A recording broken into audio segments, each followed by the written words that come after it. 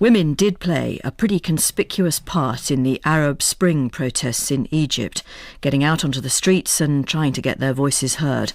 But after the weekend's presidential elections, which of course pitted an Islamist Muslim Brotherhood candidate against a man who'd served as Prime Minister under Mubarak, how far have women's rights progressed? Have they improved at all, or have things got a lot worse for the women of Egypt? Well, we have three women fired up and ready to talk on this one. The BBC's Yolande and Knell and the Egyptian journalist Mona Eltahawy join us from Cairo. And with me in London, the writer Nabila Ramdani. Nabila, good morning to you, and good morning, Yolande and Mona. How are you? Good morning. Good morning. Yolande, can we start with you? And if I know events are moving at a pretty dizzying pace across Egypt at the moment, but get us right up to date. What is happening there now, and what do we know of the outcome of the presidential elections?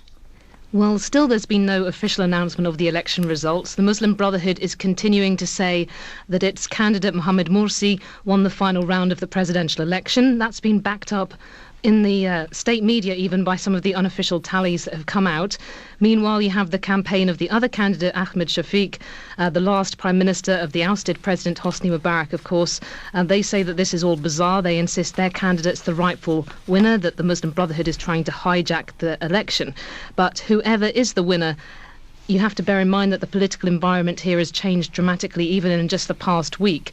You've had two key things that have happened here. A Supreme Constitutional Court ruling that the electoral laws used for the parliamentary elections was unconstitutional and that the parliament should be dissolved. And then on Sunday, just as the polls were closing in the presidential race, a constitutional declaration by the ruling military, which gave it legislative powers, control over the national budget in the absence of the parliament. It'll also have heavy influence over the drawing up of a new permanent constitution for Egypt. So that's adding to a growing suspicion that the military wants to continue to hold on to the reins of power. And we're expecting some more protests to take place probably later today.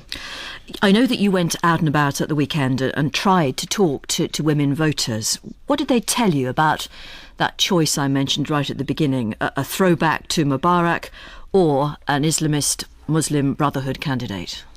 Well, I mean, first of all, the issues that really trumped all others in this election were economic and security concerns for all voters, I think. But those affected women in a particular way, and that's really what women were talking about when I went to some of the women's polling stations, both here in Cairo and out in rural areas, out in rural Giza and in Fayoum, which is to the south of Cairo. Even educated women complained that of unemployment. They said actually it was harder for them to get jobs than their male counterparts in these current economic conditions. And then you also have a lot of concern about increased crime rates among women, lack of security. That's made women feel particularly unsafe. When I went to Fayoum, this oasis town south of Cairo, they had a prison breakout during last year's popular uprising, and the women there told me they don't feel safe anymore to walk the streets at night. And another aspect to take into consideration when I went to the more countryside areas, in the villages, illiteracy is higher among poor women. They tend to be even more poorly educated than the menfolk there. And that's led to some concerns that they're being misled. And interestingly, it also leads them often to kind of even more religious candidates. I met many women who, when the choice was wider in the presidential race, in the villages, they were more keen to go for the ultra-conservative religious candidates than the men. And one of the reasons for that, in one village where I was speaking to people, there was the ultra-conservative Salafist party there giving out free meat to the housewives. And that's very important at the moment when prices have been pushed high by foot and mouth disease, among other things. So you can see how those kinds of concerns also have played into the whole of this election. That is such a fascinating a string of facts there for me. I have to say, of course, we're tempted to look at this through our Western eyes, and it's so easy to do that and not to get any real idea of what's happening on the ground, which you've brilliantly outlined there. So thank you for that. Mona, good morning to you. I just wonder what you believe the prospects are for the women of Egypt if the Muslim Brotherhood candidate does triumph in the presidential elections. Right, good morning. For me, the Muslim Brotherhood candidate and the regime candidate, both Morsi and Shafiq, were two awful choices, and I refuse to make a choice between either one of them, because they both represent a very authoritarian, very misogynistic, and very dictatorial views that will harm, I believe, all of Egyptian society, but especially women. Because for me, the issues have been hierarchies of oppression. Now, the Mubarak regime used to oppress all Egyptians, but if you take that a level down, I believe Egyptian society and culture specifically oppress women. And so this is a chance, this revolution is a chance for us to jump in and say that unless we talk about women's issues right now, during this window in which we're discussing everything, we're going to once again be told to wait until we fix the economy, till we fix security, till we fix, X, Y, and Z.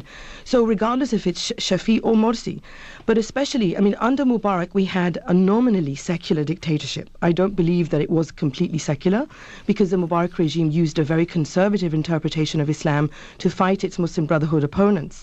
But now we're gearing up for an Islamist president, and the Muslim Brotherhood, by no stretch of the imagination, support women's rights or feminism. But Mona, sorry to interrupt. Terrible. Clearly some women, as indeed Yolande explained, did vote not just for the Muslim Brotherhood, but for even more conservative candidates. Yes, but I think, as Yolande brilliantly explained, they voted for that because it was an exchange for meat, which their families desperately need. So you're talking about a society that has been denied so many things: political freedoms, cultural freedoms, a whole host of freedoms, and on top of that, suffer from incredible poverty. So whoever comes and gives you meat, you're going to take the meat, whether you take his culture or not. And don't forget that there's a lot of internalization of that oppression as well. If someone comes to you and you're illiterate and they tell you this is what God wants, unless you have the intellectual rigor and tools and weapons to fight them back, how do you do that as a poor woman who wants meat for her family? Nabila Ramdani, I know that you're in London, so you're somewhat distanced from this, but it is an uncomfortable fact, isn't it, that maybe, just maybe, women were better off under Mubarak? But that's an interesting aspect, and that's certainly what women told me when I was in Egypt. I was covering the first round of the presidential elections, and that's what a lot of women told me. And I think Mona is right to highlight the fact that, an awful lot of women are illiterate in Egypt. Actually, 50% of them can't read or write. And the popularity of the Muslim Brotherhood amongst women, but also the popularity of more ultra-conservative men like the Salafist of Al-Nur party, is not just explained by the fact that these women are giving a better living standard, as it were, but it has to be said that it's also to do with the fact that those Islamic men also present a nice alternative for these women, in the sense that they present themselves as the one who are protecting the family unit.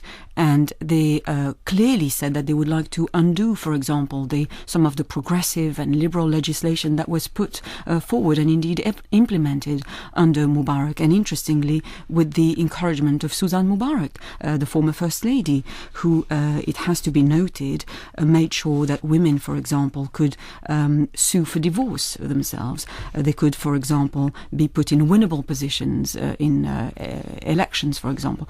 That is all being threatened at the moment, and that's one of the reasons why Islamic parties are also popular. Yolande, we know that the Parliament has been dissolved, but what sort of legislation was passed by that Parliament whilst it was up and running, and how did it impact upon women? It wasn't necessarily the legislation that was passed, but some of the discussions that took place that made it look like some of the laws, which actually became known as the Susan Mubarak laws, sort of personal status laws in Egypt, that they could be undone. You had Islamists arguing that these laws, which generally gave more rights to women, were harming families, and they used the association of the former First Lady as an excuse to try to delegitimize them. So in terms of examples, you had laws that were passed with the influence of Susan Mubarak, banning female genital mutilation in Egypt, and also a law giving women the right to initiate divorces.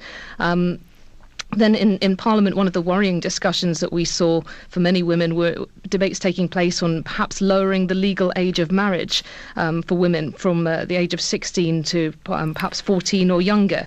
And so these all caused a lot of concern. And while the Muslim Brotherhood, they're moderate Islamists, and we've had Mr. Morsi coming out specifically actually trying to reassure women and saying in news conferences that he will protect women's rights. Some of these discussions that took place in the Islamist-led parliament where the Muslim Brotherhood had the biggest bloc disappointed a lot of people in Egypt because of these social discussions that took place. Mona, you wrote very famously a controversial article relatively recently called Why Domen Hater. So I know that was not necessarily your title, but the title of the article was given. But in that article you wrote, what hope can there be for women in the new Egyptian parliament, dominated as it is by men stuck in the 7th century? Last autumn, when fielding female candidates, Egypt's Salafi Noor party ran a flower in place of each woman's face. Women are not to be seen or heard, even their voices are a temptation. There they are in the Egyptian parliament, covered from head to toe in black, never uttering a word. The article did cause a great deal of controversy, didn't it, which no doubt is what you intended. Absolutely. I wanted to go for the jugular because, as I said, this is a really important moment in Egyptian history. Look, under the military junta that has ruled us since we got rid of Hosni Mubarak, the quota for women in parliament was removed. I think it's very important to disassociate this idea that the First Lady was in any sense a champion of feminism. She was a woman who was married to a clear dictator. Well, let Nabila just speak on that very briefly, Mona. Go on, Nabila.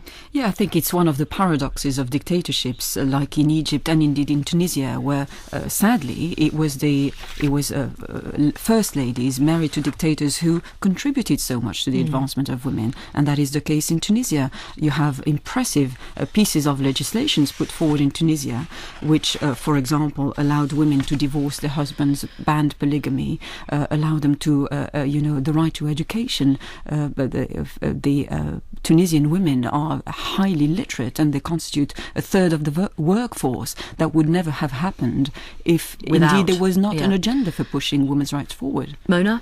Yeah. So under the military junta, as I said, the quota for women was abolished. Under that same military junta, there's been an incredible amount of sexual violence directed towards women, from the so-called virginity tests that were subjected upon female activists last March, to my own sexual assault. My arms were broken and I was sexually assaulted and detained by both the Ministry of Interior and military intelligence. And we see women deliberately targeted as a way of getting them out of the public space. So, and then we have this parliament on top of that, in which some parliamentarians who belong to the Muslim Brotherhood were saying outrageous things like female genital mutilation is a form of beautification or is a choice by women. It's like they compared it to plastic surgery. Just outrageous. And we had male parliamentarians who were obsessed with pornography. And I often compare them to their American counterparts. I know you're going to discuss this vagina scandal, but these are men who are obsessed with our vaginas and sex. And Egypt deserves so much better. We did not rise up against 60 years of military rule to have Islamists who are obsessed with women and sex on one side and a military junta on the other side that deliberately targets women with sexual violence. That is such a gloomy picture, Nabila. Can you offer any optimistic slant at all on all this? Well, I think, it is a bit dispiriting that a year and a half after... It's more than a bit dispiriting when you hear what Mona says, but anyway, go on. I mean, yes, indeed. I mean, it's an actual fact that women who contributed so much to the downfall of Mubarak have been marginalised, if not ignored, in the aftermath, sidelined from taking part in the political process, as it were. And a quite shocking figure is the fact that out of 498 MPs in the new parliament, which is now dissolved, but you only had 12 seats for women, which is 2.4%. None of them were included in drafting of the transitional constitution, for example. So that's quite worrying. And some of the legislations put forward by the Muslim Brotherhood is also raising a cause for concern, in the sense that the age for legal marriage is considered to be lowered to the age of 14, and crucially, custody law, for example, is also in the process of being revised, granting the custody custody of children over 8 to fathers automatically, and divorces are to be decided unilaterally by husbands as well. So there are some causes for concern. Nabila, thank you very much for coming in. That was the writer Nabila Ramdani, and in Cairo we heard from Mona Eltahawy and from the BBC's Middle East correspondent Yolande Knell. Thanks to everybody involved in that.